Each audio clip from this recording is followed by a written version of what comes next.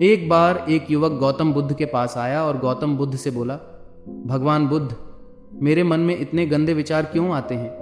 मैं नहीं चाहता कि मेरे मन में गंदे विचार आए, पर मेरे मन में हमेशा काम वासना के विचार चलते रहते हैं और मैं इनके वजह से मैं सोच सोच कर बहुत परेशान हूँ। मेरी ऊर्जा और समय इन सब सोचने में ही नष्ट हो जाते हैं और इन सब विचारों की वजह से मैं कभी भी शांत नहीं रह पाता और मैं हमेशा ही स्त्रियों को देखकर मोहित हो जाता हूँ। इन विचारों को अपने आप को रोक ही नहीं पाता। बुद्ध मुस्कुराए और उन्होंने उस युवक से पूछा, क्या तुम्हें पता है कि काम वासना क्या होती है? फिर लड़के ने उत्तर दिया और कहा, बुद्ध, मैं यह तो नहीं जानता कि काम वासना होती क्या है, पर हाँ, यह जो भी है बहुत बुरी चीज़ है। फिर बुद्ध ने उसे युवक से कहा कि सबसे पहले तुम्हें यह समझना है कि प्राकृतिक रूप से जो भी चीज़ हमारे अंदर है वह बुरी नहीं है। हमारे जीवन में उसकी कुछ न कुछ ज़रूर है। वासना कोई बुरी बात नहीं है। यह तो हमारे मन की एक भावना है जो हमें किसी न किसी चीज़ की कमी का एहसास करवाती है और फिर हम उसे चीज़ को पाने के लिए उसे चीज़ की ओर आकर्षित हो जाते हैं। जैसे अगर तुम्हारे पास धन की कमी है तो तुम में धन की वासना उत्पन्न हो जाएगी। तो वासना कुछ और नहीं, बस एक प्रकार की कमी है जो कि एक प्रकार की ज़रूर की एहसास है, और जब यह ज़रूर शारीरिक होता है तो हम इसे काम वासना का नाम देते हैं। युवक ने गौतम बुद्ध को कहा कि बुद्ध, मुझे काम वासना का मतलब तो समझ में आ गया, पर आप मुझे यह बताइए कि यह आई कहाँ से है और कैसे आई है। गौतम बुद्ध ने कहा कि काम वासना कहीं से आई नहीं है, यह तो हमारे अंदर ही होती है और इसका होना तो जरूरी भी है, तभी तो मानव जाति का विस्तार होगा। युवक ने कहा, जब यह हमारे अंदर ही है और जरूरी भी है तो फिर लोग इसे गलत क्यों बोलते हैं? बुद्ध ने कहा कि यही तो समस्या है। लोगों ने काम वासना को गलत तरीके से समझ लिया है, इसे छिपाने की कोशिश करते हैं। काम वासना गलत नहीं है, बल्कि काम वासना का गलत तरीके से प्रयोग करना गलत है। लोग जिससे प्रेम करते हैं वह तो सिर्फ अपना लक्ष्य बना लेते हैं और इसके बारे में हमेशा सोचते रहते हैं, पर यह सब गलत है। बुद्ध ने युवक से कहा, क्या तुम्हें पता है कि जानवरों में भी काम वासना होती है?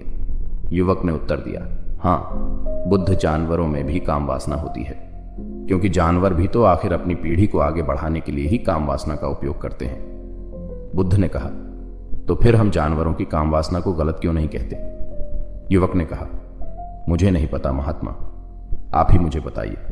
गौतम बुद्ध ने कहा कि जानवर अपनी काम वासना का प्रयोग आनंद प्राप्ति के लिए नहीं करते, वे तो सिर्फ संतान उत्पन्न करने के लिए ही काम वासना का उपयोग करते हैं।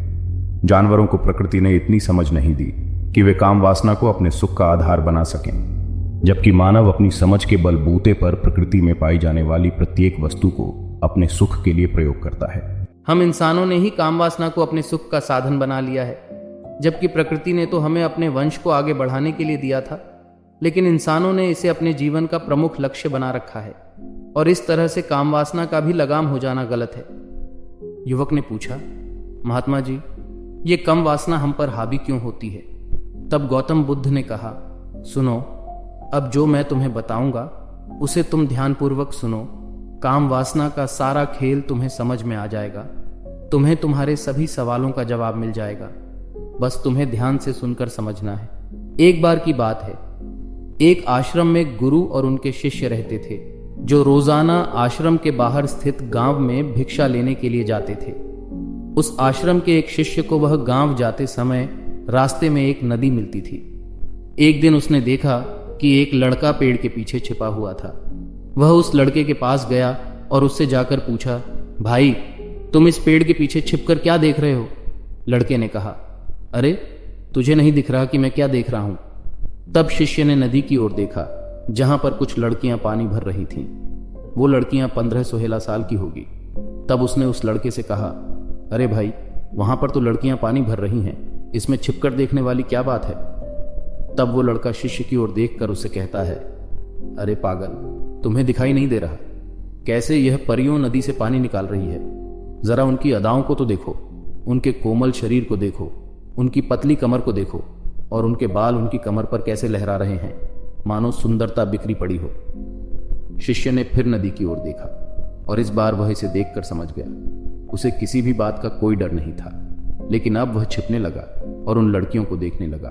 जब वह छिपकर उनको देख रहा था, तब उसमें अचानक कुछ महसूस हुआ और वह पूछा, कि यह मैं क्या कर रहा हूं, मैं जो कर रहा हूं वह सही नहीं है, मुझे यहां से चले जाना चाहिए।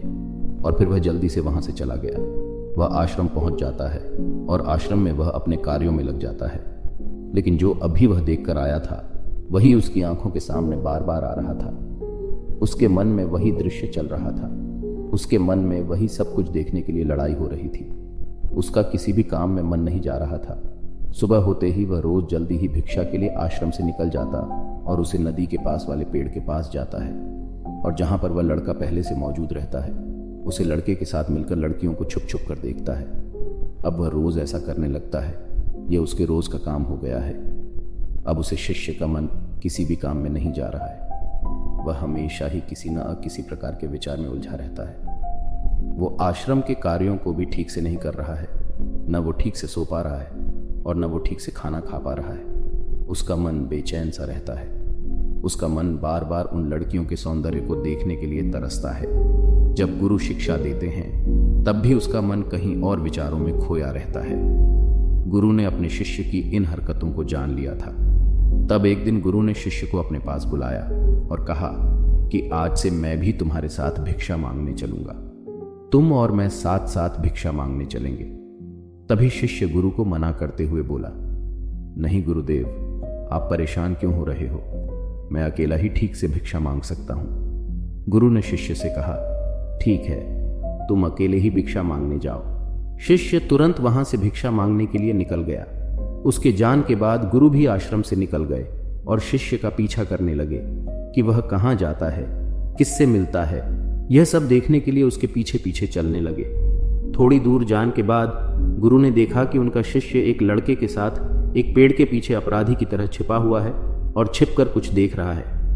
गुरु भी अपने शिष्य के पीछे जाकर खड़े हो गए कि आखिर उनका शिष्य क्या देख रहा है, जिसे देखने के लिए वह पेड़ के पीछे अपराधियों की तरह छिपा पड़ा है। गुरु ने देखा कि उनका शिष्य पेड़ के पीछे छुपकर लड़कियों को देख रहा है जो कि नदी से पानी भर रही हैं। तभी गुरु ने शिष्य से कहा कि तुम क्या देख रहे हो? अपने गुरु की आवाज सुनकर वह शिष्य घबरा गया और उसके पसीने छूटने लगे। वह थर थर कांप रहा था, जैसे किसी चोर को चोरी करते समय रंगे हाथों पकड़ लिया हो। उसकी हालात खराब हो गई। वो कुछ भी नहीं बोल रहा था। उसके मुंह से कुछ टूटे फूटे शब्द भी बाहर निकाल रहे थे और वह अपने गुरु से नजर भी नहीं मिला रहा था। गुरु ने शिष्य की तरफ देखा और कहा, मेरा शिष्य तो नहीं डरा था, उसे तो किसी चीज का डर नहीं था, लेकिन ये क्या, तुम तो डर के मारे कांप रहे हो। शिष्य गुरु से क्षमा मांगी और बोला, गुरुदेव, मेरा इसमें कोई दोष नहीं है। उस लड़के ने मुझे बहका दिया था, लेकिन आपसे मैं वादा करता हूं कि आज के बाद मैं ऐसा कभी दोबारा नहीं करूंगा। मुझे माफ कर दो गुरुदेव। गुरु ने शिष्य से कहा कि कोई बात नहीं, पर इस बात का तुम ध्यान रखना कि हम जैसी संगति करते हैं वैसा ही फल हमें प्राप्त होता है। उसके विचार हमारे अंदर प्रवेश करते हैं, इसीलिए अच्छी संगति करो जिससे तुम्हारे अंदर अच्छे विचारों का प्रवेश हो। फिर गुरु और शिष्य आश्रम लौट आए और फिर से आश्रम के कार्यों पर ध्यान देने लगे। उसने उसे रास्ते को छोड़ दिया और दूसरे रास्ते से जान लिया। अपने काम को ध्यान से करता, लेकिन धीरे धीरे उसके अंदर क्रोध उत्पन्न हो गया और फिर वह दूसरों पर क्रोध करने लगा और बेचैन रहने लग गया। अब वह सही समय पर भोजन भी नहीं करता था और बहुत कम खाता था। एक रात गुरु शिष्य के पास आए और उसे बोले कि अब तक तुमने कितनी बार अपना वादा तोड़ दिया। यह सुनकर शिष्य अपने गुरु के चरणों में गिर गया और रोने लगा। रोते रोते ही उसने गुरु से कहा कि गुरुदेव, मैंने कई बार अपना वादा तोड़ दिया है, फिर वादा कर लेता हूँ, लेकिन हर बार मैं वादा तोड़ देता हूँ। मेरा मन मेरे नियंत्रण में है कि नहीं? मैं बहुत कोशिश करता हूँ कि मैं अपने मन से सारे बुरे विचारों को निकाल डालूं, लेकिन मैं चाहकर भी ऐसा नहीं कर पा रहा हूँ। फिर गुरु ने शिष्य को कहा कि चलो मेरे साथ।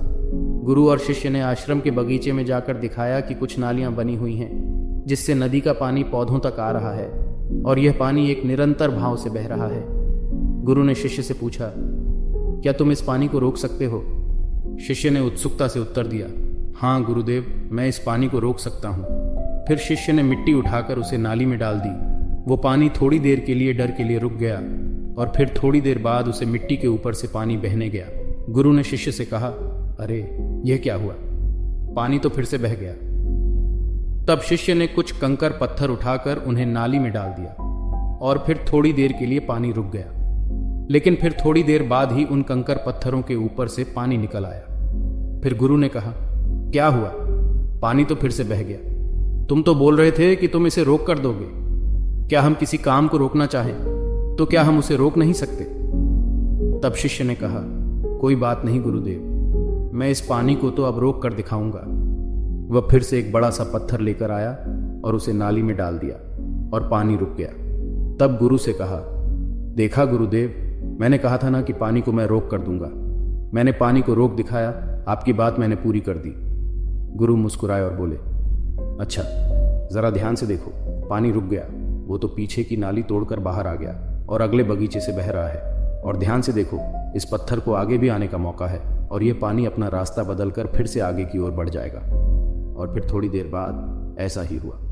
फिर गुरु ने शिष्य को समझाया कि तुम्हारे साथ भी ऐसा ही हो रहा है। तुम बार बार प्रयास कर रहे हो, बड़े से बड़ा प्रयास कर रहे हो, पर हर बार तुम्हारा प्रयास टूट रहा है और यह हमेशा टूटता रहेगा। तुम कितना भी बड़ा पत्थर रख लो, लेकिन पानी तो अपना रास्ता बना ही लेगा।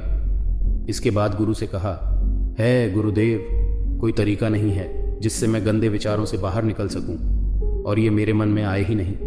गुरु शिष्य को एक नदी के पास ले गए जहां से उसे बगीचे में पानी आ रहा था। गुरु ने शिष्य से कहा, वो पानी इसी नदी से जा रहा है। अगर हम यहीं से उसे रास्ते को बंद कर दें जहां से पानी बगीचे में जा रहा है, अब क्या हम पानी को रोक नहीं सकते? शिष्य ने कहा, हाँ गुरुदेव, अवश्य ऐसा हो सकता है। मैं इस पानी को यहीं से बंद कर देता हूं, तब आगे की नाली में पानी जाएगा ही नहीं और फिर बगीचे में पानी जाएगा ही नहीं। फिर से नदी से जाने वाले रास्ते को बहुत मेहनत करके पत्थर और मिट्टी डालकर बंद कर दिया और गुरु से कहा कि गुरुदेव, मैंने पानी को बंद कर दिया है, अब यह पानी बगीचे में जाएगा ही नहीं। तब गुरु ने कहा, अगर पानी बगीचे में नहीं जाएगा तो पेड़ पौधों को पानी कहाँ से मिलेगा? उन पेड़ पौधों को तो पानी की आवश्यकता है, और उन पेड़ पौधों में कुछ पेड़ पौधे तो ऐसे हैं जिनको रोज पानी की आवश्यकता है। वो तो मुरझाकर मर ही जाएंगे, उनका क्या होगा? पानी तो हमें खोलना ही होगा। शिष्य ने गुरु की बात सुनकर वापस नदी से जाने वाले पानी का रास्ता खोल दिया। तब गुरु ने शिष्य से पूछा, अगर हम इस नदी के पूरे पानी को बगीचे की तरफ मोड़ दे तो क्या होगा? तब शिष्य ने जवाब दिया, गुरुदेव, वहां पर जितने भी पेड़ पौधे हैं वो गाल कर नष्ट हो जाएंगे, वहां पर कुछ नहीं बचेगा। फिर गुरु मुस्कुराए और बोले, तुम इस बात को समझो कि हमें किसी भी चीज को रोकना नहीं है, बस हमें हमेशा संतुलन बनाए रखना है। कम पानी से भी पौधे नष्ट होते हैं और ज्यादा पानी से भी पौधे नष्ट होते हैं। हमारा जीवन संतुलन से ही चलता है। गुरु ने शिष्य से कहा, अगर मैं तुमसे कहूं कि तुम आम के बारे में मत सोचो तो तुम्हारे मन में सबसे पहले किसका चित्र आएगा? शिष्य ने कहा, गुरुदेव, मेरे मन में तो पहले चित्र आम का ही आएगा।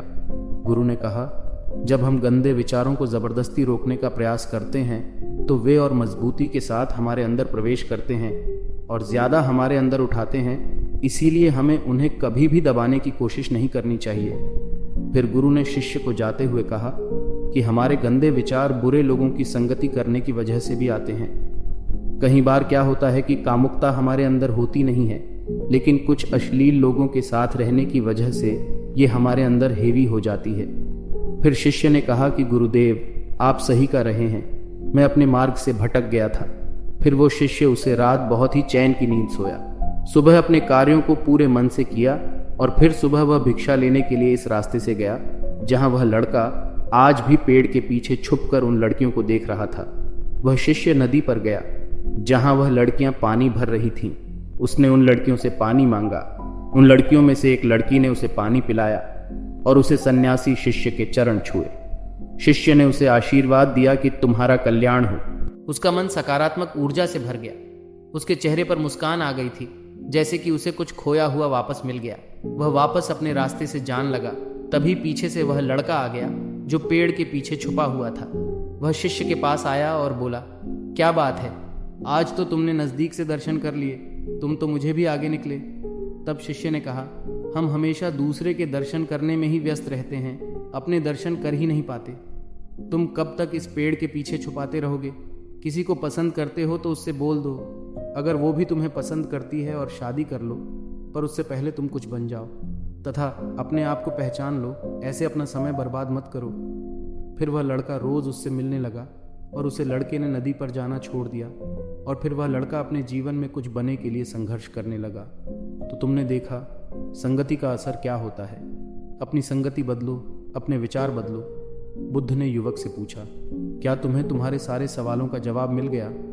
तब युवक ने कहा, हाँ महात्मा जी, आपका बहुत बहुत धन्यवाद। तब गौतम बुद्ध ने युवक से कहा कि जब तुम्हारे मन में गंदे विचार आए तब आप अपने आप को दोषी मत मानो। यह शरीर है और यह सब इसमें हजारों वर्षों से शिखा है। यह केवल तुम्हारे सोच लेने से, शपथ लेने से ये टूटने वाला नहीं है, लेकिन तुम्हारे पास वो शक्ति है और वो ऊर्जा है जिसका तुम्हें संतुलन बनाए रखने के लिए उपयोग करना है। तुम एक जीवित ऊर्जा हो जो कुछ भी अनुभव करने के लिए स्वतंत्र हो, जो कुछ निर्माण करने के लिए स्वतंत्र है। इसीलिए तुम अपने आप को पहचानो। दोस्तों, आपको ये कहानी कैसी लगी हमें कमेंट करके ज़रूर बताना और ऐसी ही और कहानियाँ के लिए सब्सक्राइब का बटन ज़रूर दबाना।